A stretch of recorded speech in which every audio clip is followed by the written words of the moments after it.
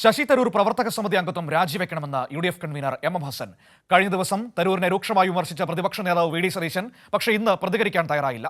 കേരളത്തിനുണ്ടായ മാറ്റങ്ങൾ അംഗീകരിക്കാൻ ചിലർ തയ്യാറായത് നല്ല കാര്യമെന്ന് മുഖ്യമന്ത്രി പറഞ്ഞു. LDF ഭരണത്തിന് കീഴിൽ വ്യവസായ മേഖലയ്ക്കുണ്ടായ പുരോഗതിയെ പ്രകീർത്തിച്ച് ലേഖനമെഴുതിയ ശശി തരൂർ നല്ല പ്രതിച്ഛായ ഉണ്ടാക്കാനാണ് ശ്രമിക്കുന്നതെന്നായിരുന്നു UDF കൺവീനർ എം ഹസന്റെ ആരോപണം. ഇനി അങ്ങനെ സ്വതന്ത്രമായ അഭിപ്രായം പറയണം എന്ന് അദ്ദേഹത്തിന് ആഗ്രഹമുണ്ടെങ്കിൽ അദ്ദേഹം മിനിമം ചെയ്യേണ്ട ഒരു കാര്യം ആ അത്യുന്നത സമിതിയിൽ നിന്ന് ഒഴിഞ്ഞു നിന്നിട്ട് വേണം ഇത്തരം സ്വതന്ത്രമായ അഭിപ്രായങ്ങൾ പറയാൻ. നിഷ്പക്ഷനായിരിക്കാം, അദ്ദേഹത്തിൻ്റെ ഇമേജ് ശക്തിപ്പെടുത്താൻ വേണ്ടി പറഞ്ഞതായിരിക്കാം, പക്ഷേ വസ്തുതകൾ പരിശോധിച്ചുകൊണ്ട് വേണം പറയേണ്ടിയിരുന്നു.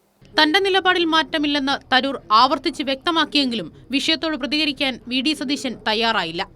വികസന രംഗത്ത് കേരളത്തിനുണ്ടായ മാറ്റം പ്രതിപക്ഷത്തെ ചിലർ അംഗീകരിക്കുന്നതിനെ മുഖ്യമന്ത്രി സ്വാഗതം ചെയ്തു. നമ്മുടെ നാട് വിവിധ മേഖലകളിൽ ശക്തിപ്പെട്ടിരിക്കുകയാണ്, കരുത്താർജിച്ചിരിക്കുകയാണ്, വലിയ മാറ്റം വന്നിരിക്കുകയാണ്. ചിലരെല്ലാം ആ മാറ്റം ഇപ്പോൾ പരസ്യമായി തന്നെ അംഗീകരിക്കുന്നവരെ വരുന്നുണ്ട്. അങ്ങനെ അംഗീകാരം വരുമ്പോൾ അതിനോട് തെറ്റായ പ്രതികരണങ്ങളും വരുന്നത് നമ്മളെല്ലാം കാണുകയാണ്. അത് തെറ്റായി പ്രതികരിക്കുന്നവരെ സമൂഹം വിലയിരുത്തുന്നതിനിടയാക്കുമെന്ന് മാത്രമേ ഉള്ളൂ. തരൂർ പറഞ്ഞത് വസ്തുതയും സത്യവുമെന്ന് മന്ത്രി KN ബാലഗോപാൽ പ്രതികരിച്ചു. കേരളത്തിൻ്റെ വികസന നേട്ടങ്ങളെ സംബന്ധിച്ച് ശ്രീ ശശി തരൂർ പറഞ്ഞ കാര്യങ്ങൾ കേരളത്തിൽ എല്ലാവരും ഇന്നിപ്പോൾ അംഗീകരിക്കുന്ന കാര്യമാണ്. News desk Kairali news.